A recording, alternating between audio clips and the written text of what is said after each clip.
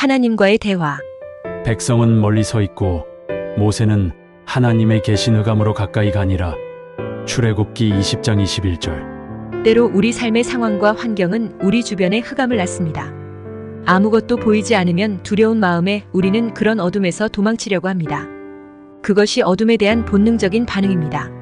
하지만 하나님께서는 흑암 가운데에 계셨고 모세는 하나님의 음성을 듣길 원했습니다. 우리도 하나님께서 깊은 어둠 속에 계시다는 것을 알고 그곳을 향해 적극적으로 나아가게 되기를 진정으로 소망해야 합니다. 하나님께서는 모세에게 하셨던 것처럼 때로 우리를 흑암으로 인도하시고 그곳에서 우리를 만나십니다. 그러므로 우리는 깊은 어둠 속에서 그분을 어떻게 만나야 하는지 배워야 합니다. 그래서 어둠의 장소로 향하기 전에 그분이 우리와 어떤 방법으로 대화하시는지 몇 가지 규칙을 살펴보는 게 필요합니다. 1. 하나님은 우리 귀에 들리는 음성으로 말씀하시지 않습니다. 대부분의 경우에 하나님께서는 귀에 들리는 음성으로 우리와 대화하지 않으십니다. 우리에게 귀를 2개씩이나 주시고 귀로 다른 사람의 말을 경청하기를 바라시지만 하나님께서 말씀하실 때는 우리가 그 귀를 사용하지 않기를 바라십니다. 하나님께서 우리에게 말씀하실 때 우리 심령 깊숙한 곳에서 들려오는 소리가 생각에 전달되어 마치 귀에 들리는 것처럼 느껴지게 되는 것입니다. 2. 하나님은 성경을 통해 말씀하십니다. 성경은 그 자체로 보면 66권의 소책자로 구성된 고대 문집에 지나지 않지만 실상은 하나님의 영감을 받아 기록된 계시입니다. 그리고 성경은 오류가 없는 하나님의 말씀입니다. 이는 성경이 하나님께서 우리에게 자신을 완벽하고 완전하게 계시하기 위해 따로 구별하신 책이라는 뜻입니다. 창세기 1장 1절 태초에 하나님이로 시작해서 아멘으로 끝나는 요한계시록 22장 21절에 이르기까지의 모든 말씀을 통해 하나님이 어떤 분이시고 우리와 어떤 식으로 교류하시는지 그리고 우리를 얼마나 사랑하시는지 알 수 있게 하셨습니다. 그래서 어떤 사람들은 성경을 하나님의 러브레터라고 말하기도 합니다. 단순히 정보를 얻기 위해 성경을 읽는 것과 계시적인 영감을 얻기 위해 성경을 읽는 것의 확연한 차이를 실감하려면 먼저 하나님과 인격적인 관계를 가져야 합니다. 그러려면 우리의 죄를 회개하고 예수님을 우리의 구원자로 영접하고 하나님의 결정권 아래에서 살기로 결단함으로써 인격적인 관계를 맺어야 합니다. 이때 경이로운 선물인 성령을 받게 됩니다. 그러면 우리 안에 계신 성령께서 우리에게 진리를 계시하시고 성경 말씀에 생명력을 부여하십니다. 예전에는 단순히 흥미롭게 읽었을지 모를 성경 구절이 현재 우리의 상황에 어떻게 연결되는지를 깨우쳐 주십니다. 아, 이게 날 위한 말씀이구나. 이는 성령께서 우리의 생각과 마음을 활짝 열어주실 때 가능합니다. 3. 하나님의 음성을 들으려면 성경을 읽어야 합니다. 하나님께서는 성경을 통해 말씀하시기 때문에 우리는 규칙적으로 성경을 읽어야 합니다. 하나님의 말씀은 살아있고 활력이 있습니다. 하지만 시간을 내어 읽지 않으면 말씀의 능력에 도움을 받을 수 없습니다. 정보를 얻고 하나님에 대해 더 많이 알기 위해 성경을 읽는 것도 좋지만 하나님께 속한 것들을 더 많이 체험하고 영감을 얻기 위해서 읽는 것도 필요합니다. 단순히 정보를 얻기 위해 성경을 읽으면 역사책을 읽을 때처럼 연대와 인명과 지명과 시대 상황을 주목할 것입니다. 성경 기자들의 당시 상황을 유추할 수 있는 당대의 문화를 이해하는 것은 바람직한 것입니다.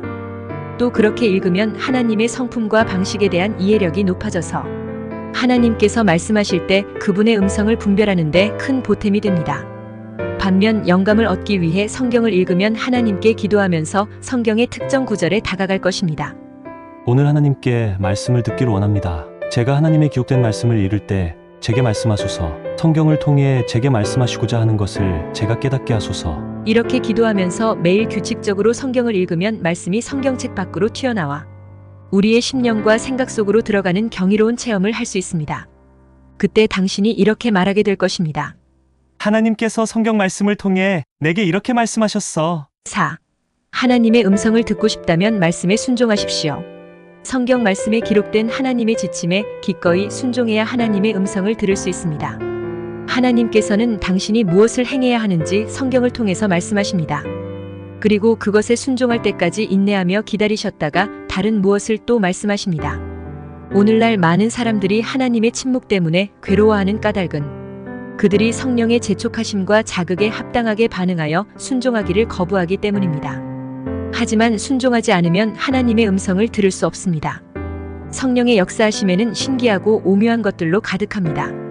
그러니 성령의 역사하심에 당황하지 말아야 합니다. 하나님은 성부이시며 성자이시며 성령이십니다. 하나님의 새 위격이 우리를 하나님과 인격적인 관계로 끌어당기기 위해 우리의 삶에 손을 뻗으십니다. 성령께서는 우리가 하나님과 인격적으로 관계를 맺기 시작할 때 우리 안에 거하기 위해 오십니다. 그리고 우리가 하나님의 기록된 말씀을 읽을 때 우리를 진리로 인도하십니다. 그러나 하나님께서는 어떤 사람에게는 실제적인 하나님이 되시고 또 어떤 사람에게는 그러지 않기로 작정하시는 분이 아닙니다. 하나님께서는 우리가 어떤 것을 하기를 바라시는지 말씀해 주시고 기다리십니다. 우리가 그 말씀에 순종하기를 기다리십니다. 그리고 우리가 순종하면 그 다음에 다른 말씀을 또 해주십니다. 우리가 하나님의 음성에 순종하기로 결단할 때 하나님이 살아계시고 우리 앞에 놓인 어려운 문제들을 능히 헤쳐나갈 수 있도록 언제나 동행해 주신다는 진리를 알게 되는 것입니다. 하지만 순종하지 않으면 하나님은 침묵하십니다. 그래서 우리는 순종하기로 마음먹기 전까지는 그분의 도움을 바랄 수 없는 것입니다. 5. 하나님은 다른 사람들을 통해 말씀하십니다. 예수님은 이 땅에 내려오셨을 때 12명을 택하여 제자로 삼으셨습니다. 그들은 3년 동안 예수님과 다니며 대화했고 함께 생활했습니다. 그중 11명은 그런 체험을 통해 오늘날까지 세상에 강력한 영향력을 끼치고 있는 운동을 시작했습니다. 예수님은 그들을 통해서 교회를 세우셨습니다. 예수님이 승천하신 직후에 그들은 하늘을 바라보며 그 자리에 서 있었습니다. 그때 천사 둘이 그들에게 나타나 하늘을 보고 있는 게 부질없는 일임을 깨우쳐 주었습니다. 그리하여 그들은 예루살렘으로 돌아왔고 기도하기 위해 한 다락방에 모였습니다. 사도행전 1장 15절에 120명의 남자와 여자들이 모였다고 말합니다. 그들이 얼마나 오랫동안 기도했는지는 알 수 없지만 베드로가 그들 가운데 일어서서 말했습니다. 그는 그곳에 모인 사람들과 배신자 유다를 대신할 자를 택했습니다. 그날 이후로 하나님께서는 많은 남자와 여자들을 택하여 말씀을 전하게 하셨습니다.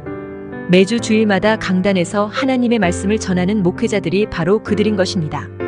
우리 또한 다른 이들을 격려하기 위해 성경 구절이나 말씀을 인용할 때 그런 사람이 되는 것입니다. 6. 하나님은 찬양과 예배를 통해 말씀하십니다. 하나님께서는 찬양과 예배를 통해서 우리와 교통하십니다. 우리는 교회의 찬양 예배에 참석한 사람들이 하나님의 말씀을 듣길 갈망하며 눈물로 부르짖는 것을 보게 됩니다. 그들의 눈물은 노임과 구출됨을 갈망하는 눈물인 것입니다. 그리고 그들은 하나님의 임재하심을 구하며 찬양을 할 때 목소리가 높아지고 손을 들며 찬양할 때 하나님의 임재하심이 그곳에 충만해집니다. 하나님께서 찬송 중에 계시다는 말씀 그대로인 것입니다. 이스라엘의 찬송 중에 계시는 주여 주는 거룩하시니이다. 시편 22편 3절. 7. 하나님은 때로 환상을 통해 말씀하십니다. 하나님께서는 때로 환상을 통해 우리와 교통하십니다. 성경에 이와 같은 몇 개의 이야기가 있습니다. 그런 환상은 요셉과 바로처럼 꿈의 형태로 몇몇 선지자들처럼 실제적인 경험으로 오기도 합니다. 요엘서 2장 28절에 젊은이들은 환상을 볼 것이고 노인들은 꿈을 꿀 것이라고 말합니다. 환상과 꿈은 하나님께서 우리와 교통하기 위해 통상적으로 택하시는 방식은 아닙니다. 그러나 꿈이나 환상을 통해 우리에게 말씀하실 때의 메시지가 성경 말씀과 일치한다는 것을 꼭 명심하길 바랍니다. 8. 감사가 없으면 하나님의 음성을 듣지 못합니다. 일상의 삶에서 감사의 태도를 갖지 않으면 하나님의 음성을 듣지 못합니다. 내 유리컵에 물이 반밖에 없네라는 부정적인 시각만 갖고는 음성을 들을 수 있는 능력을 가질 수 없습니다. 바쁘고 고단한 삶의 무게에 짓눌리거나 교만하여 하나님의 신실하심과 사랑에 감사하지 못하면 그분의 음성을 듣기가 매우 어렵습니다. 바울은 하나님의 음성을 듣는데 장애가 되는 이런 태도에 대해 로마 지역의 성도들에게 경고를 했습니다. 하나님을 알되 하나님을 영화롭게도 아니하며 감사하지도 아니하고 오히려 그 생각이 허망하여지며 미련한 마음이 어두워졌나니. 로마서 1장 21절. 바울은 하나님을 영화롭게도 하지 않고 감사하지도 않은 사람들을 하나님께서 그들 마음의 정욕대로 더러움에 내버려 두시어 서로의 몸을 욕되게 하셨다고 말하면서 그 이유를 그들이 하나님의 진리를 거짓 것으로 바꾸어 피조물을 조물주보다 더 경배하고 섬겼기 때문이라고 지적했습니다. 결국 그들은 비정상적인 욕구를 갖게 되었고 시기와 탐욕과 악행의 먹이가 되었으며 살인과 분쟁과 협잡과 악의가 그들의 문화를 가득 채우게 되었습니다. 그들은 서로를 헐뜯고 뒤에서 수군거리며 오만방자해서 하나님께서 미워하는 사람들이었습니다. 또한 악을 행하는 방법을 발명해낸 자들이요, 부모를 거역한 자들이요, 우매한 자들이요, 약속을 어기는 자들이요, 무자비한 자들이었습니다. 중요한 사실은 이 모든 것들이 하나님을 영화롭게 하지 않고 찬양하지 않고 감사하지 않은 그들의 태도에게 비롯되었다는 점입니다. 위의 8가지 규칙은 하나님의 음성을 듣는 것과 관련된 가장 기본적인 것들입니다. 또한 음성 듣기에서 가장 먼저 알고 있어야 하는 중요한 내용들인 것입니다.